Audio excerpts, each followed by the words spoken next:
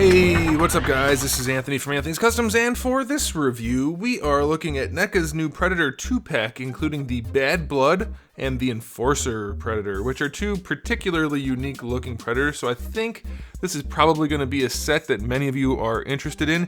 If you don't happen to be interested in this though, I have reviewed a bunch of other NECA Predators, pretty much all of them since they made the conversion up to the more articulated bodies. So you can check out my playlist of NECA stuff for that, or I've got thousands of other videos if you want to look for anything else. I'd always encourage that, it might be helpful. So anyway, this is a really cool 2-pack. It's got some really good stuff going on, a couple things that aren't so great, and we're going to talk about all of it. So let's go ahead and get them off the stand and take a closer look. First one we're going to look at is the Enforcer. This guy stands to the top of his head about 8 1/4, add about another ½ inch for the spike for his samurai type of helmet, and that's going to make him about, let's say, 20 1/2 to the top of the head, and then a little over 22 for the little spiky thing. And this guy's got a really cool overall aesthetic. He has this typical mesh that you would see on basically all the Predators, and it's done really well. And then we have the purple on there, which is very unique to this guy. I don't know if I've seen another Predator with the purple shading on there. So he looks kind of like blueberry yogurt, but that's okay, because who doesn't like blueberry yogurt, especially when it looks like a samurai Predator at the same time.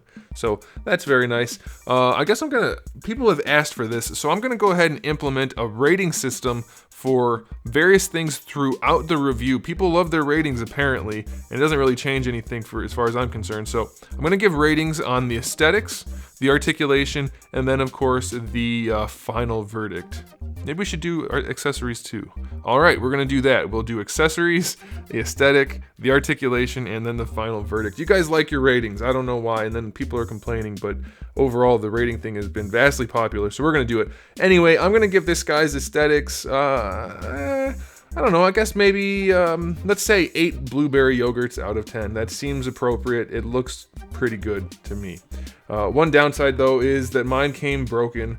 The little tuber here is not tubered on this side. It's torn off, so that is definitely a problem. And this is the same shoulder pad and tuber combo that we've seen multiple times, and I've said every time, be very careful, it will likely tear. This one was torn in the package, so that's a bummer. Let's go ahead and dive into his accessories.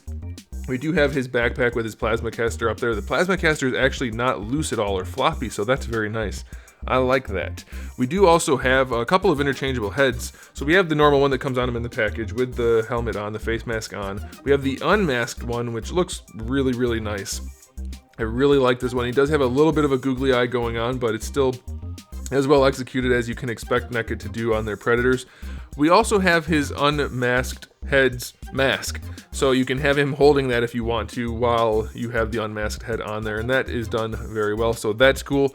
We have the 2 hands that come on him in the package, the 2 open hands, and we do have 1 gripping hand, so that's helpful for holding the spear, which we do get. We also get a throwing disc. I don't know which Predator gets which throwing disc, but we have 2, so you can figure that out. And then we have some generic accessories, which I'll go ahead and mention now. I don't know who gets what, but we have 2 different heads that have been severed and have hooks on them. We have some weird little thing, I don't know what that is. Then we have a couple of other skulls, so I'll count those as generic accessories you can give to either Predator. So for this guy, I'm gonna give him an 8 out of 10 for the accessories as well. No jokes there, just because it's just accessories. So that's fine.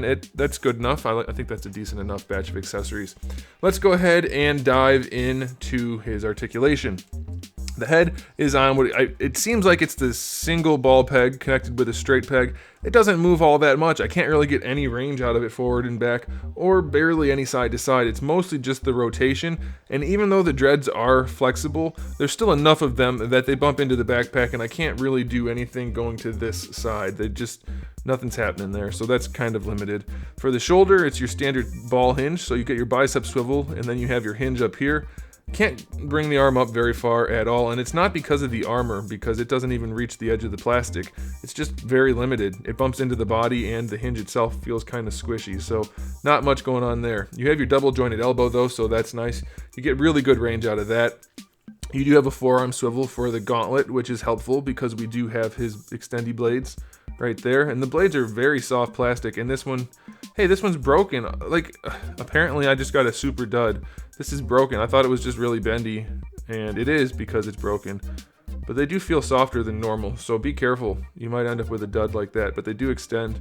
I guess this one is all around not good, so that's going to affect the the overall rating. We have a swivel and a hinge for the wrist. Everything's the same on this side, except you have this shoulder pad, which should be connected to the torso via the tuber, and that is flexible but can obviously tear off. Even more limited range there because of the shoulder pad. Another tuber back here, which can probably tear if I do this without being careful. Yeah, you want to make sure this tube is on the outside of the joint. If it's behind the joint, like over here, as you bend it, you could easily just rip that right off. But you do have your forearm swivel there. You have the hinge in his little detonator thingy. Nothing lit up inside, but it does function. It doesn't feel like it's going to break, so that's all right. For the torso, single ball peg maybe, could be a double. Can't really say, but we get decent enough range out of it, especially for a Predator. It's okay. We've seen better, but it's definitely good enough. For the lower torso, it's basically just a swivel. It feels like it should do other stuff, but it doesn't want to. For the hips, all the way out to the side, we have our standard hinged hips. He could pretty much do the splits if you get things tucked out of the way well enough. This side is a little easier to do that too than this side. No weird mismatching colors really on the inside, so that's okay. Bringing the leg forward, it's not too bad. The crotch piece is flexible enough that you can do it. So decent enough range. The legs are connected again though, and they're floppy when they're not posed. Once they're posed, you don't really have a problem, so that's worth noting. You do have a thigh swivel, which works, double jointed knee, which works, and then for the ankle, it's a ball peg. So pretty much your run-of-the-mill Predator from NECA, nothing really special here other than the aesthetics, than the design. I'll worry about giving him a final rating at the end. Let's go ahead and dive into this other one here, which also has some purple on him. He's got some purple and some yellow, so he kind of reminds me of like blueberry yogurt with bananas in it. So that's, I don't know, I guess Predators are now based on yogurt. That's what I'm thinking. I haven't even eaten yogurt. I don't know where that came from, but that's what we have going on here. So it looks like we've seen a lot of these parts before, and they're just kind of being reused in a clever way, but then we do obviously have a bunch of new sculpt work too, and that all looks awesome. It's a very appealing looking figure. We have some ropes on here, or maybe it's just the rubber. Yeah, I think it's just the soft plastic. But overall, really appealing figure if you don't mind skulls and bones and things. Very unique looking. So this guy gets a 9 out of 10 when it comes to the number of banana and blueberry yogurts he may possess. As far as his accessories go, we have interchangeable heads. We have the gold helmeted head, which looks pretty cool. And then we also have the unmasked head, which looks really good, though I thought he was supposed to have something wrong with his one eye, but the unmasked head does not have that going on. So I don't know. As far as hands go, we have the 2 open hands that come on him in the package, and then 2 gripping hands. So that's a little nice addition. We have a spear, and then we also have a machete, and as I already mentioned, we have a throwing disc. So again, a decent batch of accessories. That's going to be an 8 out of 10 for accessories. Nothing special there, but definitely plenty. All right, as far as articulation goes, this guy, same type of neck joint. Does it have better range? It wiggles a little bit more side to side, up and down. Still, oh no, it's pretty good. Wait, that feels like it popped off. Did it pop off? No, it just has a bigger ball. Look how big that ball peg is in there. That's why it has so much range, so that's good. You get gapping, but you get really good range once it starts to move, so that's new.